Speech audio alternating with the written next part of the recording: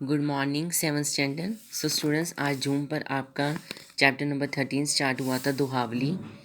तो दोहावली चैप्टर में बेटे मैंने आज आपको ये सारा करवाना है, ठीक है। तो आपने ये अच्छी तरह करना है जो बच्चों ने अटेंड नहीं की होगी, ठीक है।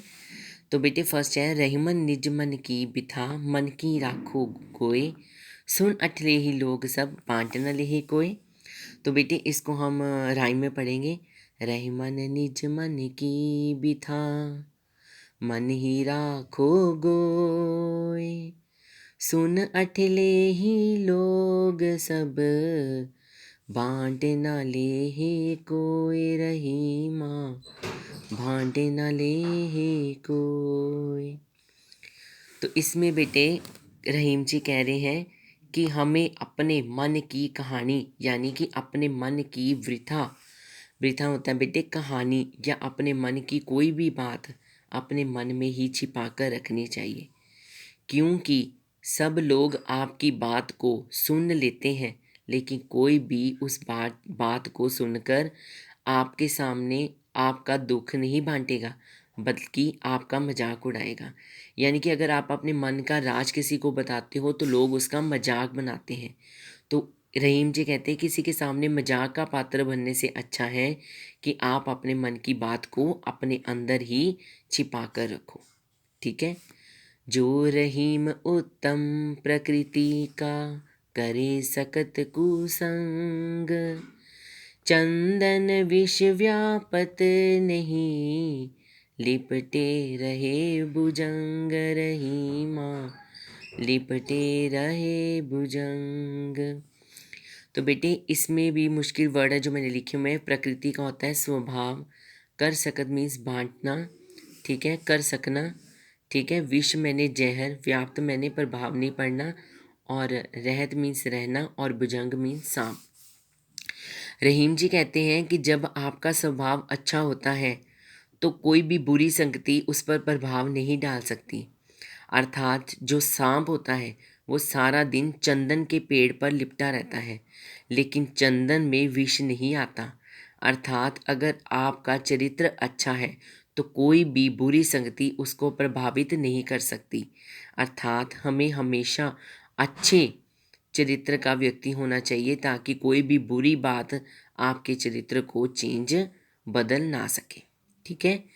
रहमन तब लग ठहरिए दान मान सम्मान, घटत मान देखिए जब तुरती करे प्यान, रहीमा तुरती करे प्यान। तो बेटे इसमें रहीम जी कहते हैं ठहरी मीन्स ठहरना, मान सम्मान इज्जत, घटत मांस मीन इज्जत कम होना, तुरंत मीन तुरंत ही उसी वक्त, करिए प्यान, प्यान मीन्स चले जाना। रहीम जी कहते हैं कि जब आपका किसी जगह पर उसी तक तब तक रहिए जब तक आपको वहाँ पर सम्मान मिल रहा है, इज्जत मिल रही है, खाना मिल रहा है। जब तक आपको वहाँ पे मान सम्मान मिल रहा है तब तक उस जगह पर ठहरिए, लेकिन जैसे ही आपको लगा कि आपका मान घट रहा है तुरंत वहाँ से चले जाइए, क्योंकि ऐसी जगह पर रहने का कोई मान नहीं है जहाँ पर आपको इज्जत ना मिले, ठीक है। मधुर वचन ते जात मिटे उत्तम जन अभिमान, तनिक शीत जल सो मिटे जैसे दूध उफान, रहीमा जैसे दूध उफान। उफान का मतलब होता है उबाला, ठीक है। और जात का मतलब होता है जात पात अभिमान। मधुर मैंने मीठे बोल, उत्तम मैंने उत्तम प्रकृति का। कवि कहते हैं कि आपके जो मीठे बोल होते हैं वही आपको उत्तम बनाते हैं। आपके मीठे बोल ही दूसरों के अभिमान को कम कर देते हैं। कहते हैं अगर आप देखो दूध में जब उबाल आता है, दूध में जब उबाल आता है तो वो कितना ऊपर आ जाता है, फैल जाता है। लेकिन जब हम उसमें शीत जल, शीत मैंने होता है ठंडा, जरा सा, तनिक मैंने जरा सा, जब हम उसमें थोड़ा सा जल डाल देते हैं तो दूध नीचे बैठ जाता है। अर्थात कवि के कहने का तात्पर्य है कि जब आप भी किसी का अभिमान देखो तो अपने ठंडे मीठे बोलों से उसके अभिमान का अंत कर सकते हो, ठीक है। बाली एक अमोल है, जो कोई बोले जान, ये तराजू तोल के तब मुख बाहर आन, रहीमा तब मुख बाहर आन। तो इसमें बेटे रहीम जी कहते हैं कि हमें ऐसी बोली बोलनी चाहिए, क्योंकि बोली अमूल्य होती है। हमें ऐसी बोली बोलनी चाहिए जो दूसरों को भी शीतल करे, ठीक है, क्योंकि आपके बोल ही होते हैं जो दूसरों को शांति प्रदान करते हैं।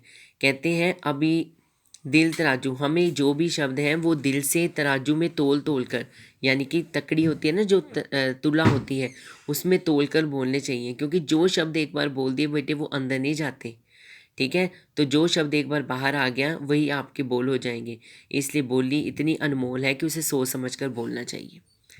नेक्स्ट है, तरुवर फल नहीं खाते हैं, सरवर पियत न नीर, परमार्थ के कारणे साधु धरा शरीर, रहीमा साधु धरा शरीर। अब कहते हैं वृक्ष जो है वो अपने फल नहीं खाते हैं। तरुवर मैंने वृक्ष, वृक्ष जो है बेटे वो अपने फल नहीं खाते। सरोवर जो है तालाब, वो अपना पानी नहीं पीता। सब ये परमार्थ है, परमार्थ है दूसरों की भलाई के लिए ही कारण करते हैं। अर्थात साधु जो है वो भी अपना शरीर दूसरों की भलाई के लिए ही धारण करता है। अर्थात बेटे हमें दूसरों के लिए ही अपने जीवन का लक्ष्य बनाना चाहिए, उनकी प्रॉब्लम्स को दूर करना चाहिए, उनके लिए जीना चाहिए।